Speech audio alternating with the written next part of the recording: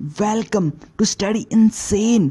आज हम एक बहुत इंटरेस्टिंग टॉपिक पढ़ेंगे जिसका नाम है फ्रेंच रेवोल्यूशन, जो कि दुनिया की सबसे बड़ी क्रांतियों में से एक है। फ्रेंच रेवोल्यूशन के बिना वर्ल्ड हिस्ट्री इनकम्प्लीट है, क्योंकि इस रेवोल्यूशन ने यूरोप की कई कंट्रियों को प्रेरणा यानी इंस्पिरेशन दी थी, खास तौर पर जर्मनी और इटली को। ये घटना तब की है जब वर्ल्ड वॉर की शुरुआत नहीं हुई थी। उस समय में कॉलोनीज बनाने का बहुत बोलाबाला था। फ्रांस और ब्रिटेन उस रेस के तगड़े घोड़े थे जो आपस में लड़ते रहते थे, लेकिन ब्रिटेन की नेवी काफ़ी ज़्यादा पावरफुल थी। इस वजह से फ्रांस को अक्सर हार का मुंह देखना पड़ता था।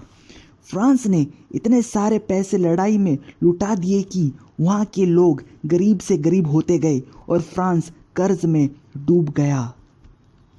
अब हम चलते हैं फ्रांस में। यहाँ का एक राजा है लुई सोल्विया, जो कि एक तानाशाही था। यहाँ की जनता 3 वर्ग में विभाजित है। पहला वर्ग है कि वो लोग हैं जो लग्जरी लाइफस्टाइल जीते थे। इनका 40% ज़मीन पर हिस्सा था, पर उनकी पॉपुलेशन सिर्फ 1% ही थी, जो ना तो टैक्स देते थे ना लोगों की मदद किया करते थे। दूसरे वर्ग के लोग नौकरी पेशे वाले थे, जैसे व्यापारी, वकील, सारे सरकारी कर्मचारी और राजा रजवाड़े। उनको यह सारी सुविधा जन्म के साथ ही उपलब्ध थी, यानी सरकारी कर्मचारी का बच्चा बड़ा होकर सरकारी कर्मचारी बनेगा। साथ ही उनको शिकार करने का, मछली पकड़ने का, बंदूक चलाने का अधिकार प्राप्त था और टैक्स ना देने की भी छूट थी। अब तीसरा वर्ग है आम जनता का, जिसका पॉपुलेशन सबसे ज़्यादा था 23 मिलियन, जो कि सबसे गरीब, और इनके ही ऊपर बोझ था लगान का यानी टैक्स का, और ना ही उनको सुख सुविधा प्राप्त थी जैसे कि ऊपर के 2 वर्गों को थी। तो आप देख सकते हो, टैक्स भी उस वर्ग को देना पड़ता था जो कि सबसे गरीब था, और दोनों ऊपर के वर्ग जो लग्जरी लाइफस्टाइल जीते थे, सारी फैसिलिटी एंजॉय करते थे, टैक्स नहीं दिया करते थे। पैसों की बात आती है तो छोटा बच्चा भी समझ जाता है कि उसे ठगा जा रहा है, पर यह तो आम जनता थी और जनता तो सब जानती है। अब आम जनता चाहती थी कि बस अब बहुत तानाशाही हो गई। उन्होंने राजा लुई सोल्विया को कहा, हमें अब संविधान चाहिए जैसा कि ब्रिटेन में है, कॉन्स्टिट्यूशनल मोनार्ची, यानी संविधान भी हो और राजा राज भी करे। फ्रांस के राजा लुई सोल्विया ने संविधान बनाने से साफ इनकार कर दिया। लोगों को ये बात पता चली तो ये आग की तरह भड़क गई। वर्साइल ब्रस्टाइल नाम के 2 किलों को फ्रांस की जनता ने लूट लिया और वहां आग लगा दी।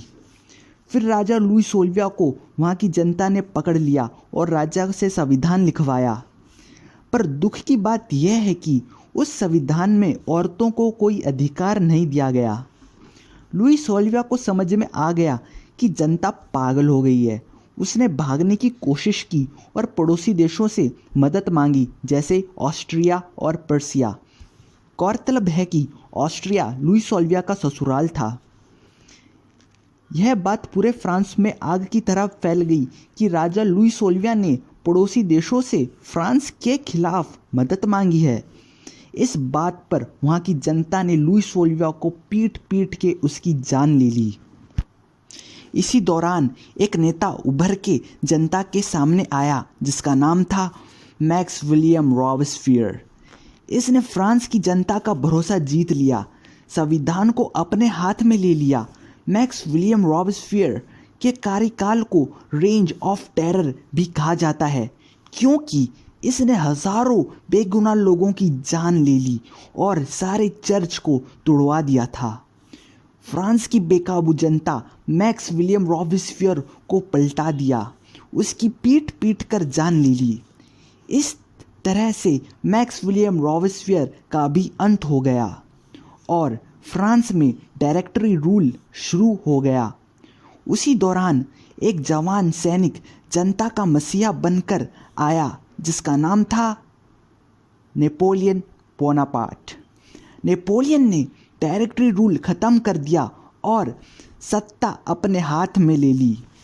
नेपोलियन ने बहुत सारे वॉर जीते और टूटे हुए चर्च को फिर से बनवा दिया, यानी घूम फिर के फ्रांस में वापस तानाशाही शुरू हो गई। पर लुई 16वां की तानाशाही और नेपोलियन बोनापार्ट की तानाशाही में ज़मीन आसमान का फ़र्क था। नेपोलियन एक कुशल तानाशाही था जो जानता था कि जनता को किस तरीके से खुश रखा जाए। तो ये था विश्व की महान क्रांतियों में से एक, फ्रेंच रेवोल्यूशन।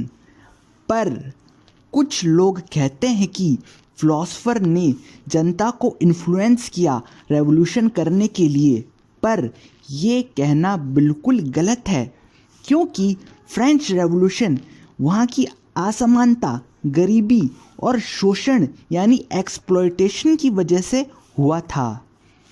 अब मैं आपसे मिलूँगा नेक्स्ट वीडियो में, तब तक के लिए थैंक यू।